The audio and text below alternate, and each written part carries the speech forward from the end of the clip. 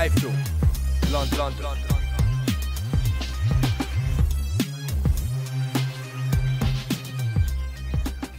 iFILM, London.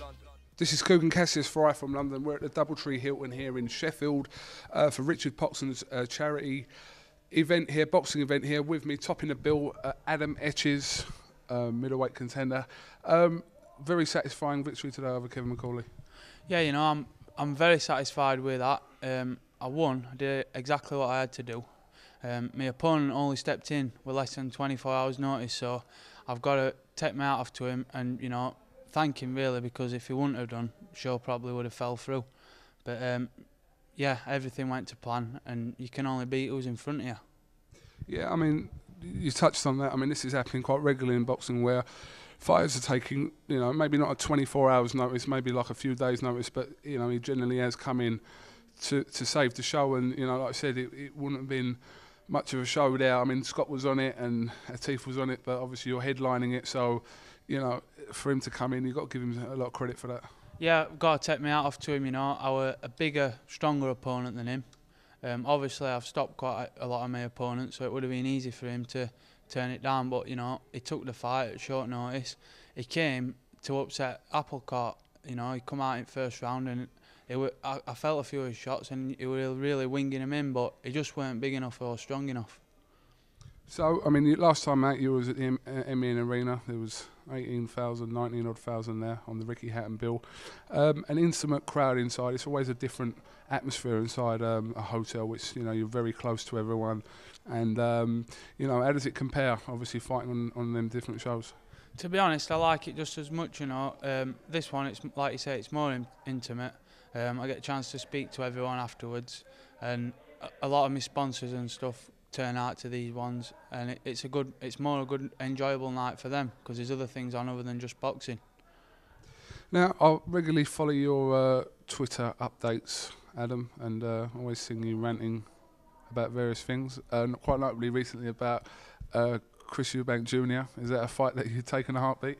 I'd love that fight, you know. It all started off with my fans saying, "Is Eubank your weight? He's doing well. It'd be a good fight between you and him." So, you know, I'm just following off what they're saying. But I'd love that fight. It'd be a fight I'd love to have, whether it be now or whether it be in the future. I think it'd be a massive fight, and I could see me coming out winning it. So obviously 2013 promises a lot for yourself and Scott. I'm sure, you know, Richard will be on the ball trying to make these sort of fights happen. Whether he can get one against Chris Eubank Jr. or not, I don't know, but obviously you sound like you're right up for it. Yeah, I will fight anyone. Whoever's put in front of me, I'll fight. I'll not turn a fight down. Whoever Richard gets, I'll fight. And I'm training hard enough and working hard enough to beat whoever's put in front of me.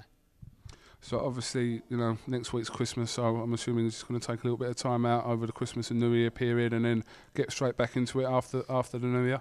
Yeah, I'm going to enjoy Christmas. I'm not going to go too mad though and start drinking and all that. I'm just going to enjoy Christmas, go off diet for a couple of weeks, and then as soon as New Year's out of the way, get back on with training again.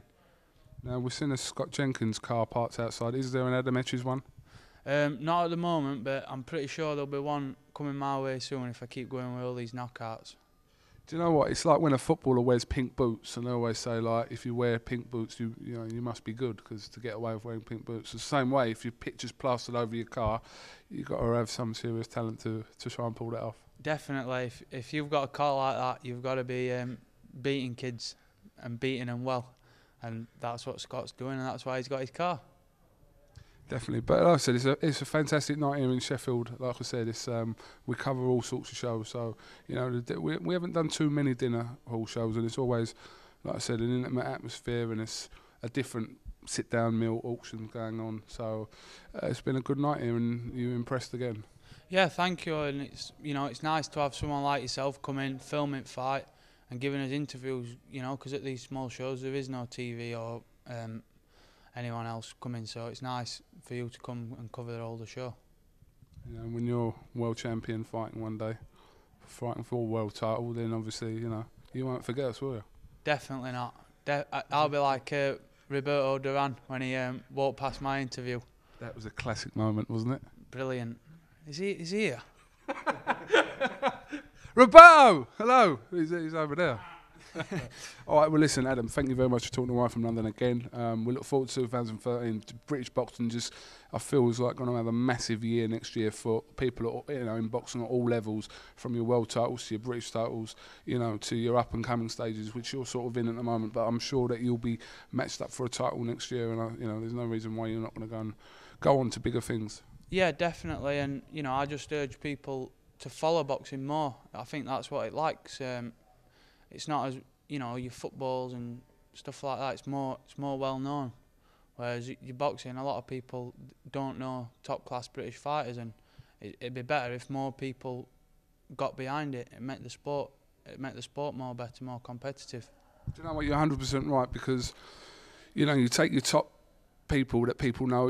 How you judge how well known a boxer is who outside of boxing knows who they are. Yeah. So in that respect, there aren't enough boxers in the country out of however many licensed boxers that the general public know. Yeah, 1%. So well, there you go. So part of our thing that we like to do is talk to whoever in boxing, whether you've had one fight or you're fighting for a world title, to get them that little bit of exposure. Yeah, you're right, and I need to try and make sure that I am that 1%, and that 1% turns to 3 and 4. And boxing's an hard sport, and more people should be following it. Definitely, especially when people like you are risking your life in the ring. So it's all good. Yeah, thanks anyway. No problem. Right, this is Kugan Cassius with Adam ETCHES here. Look out for his car with his picture on it. It's coming soon. Fingers crossed. Thank you very much.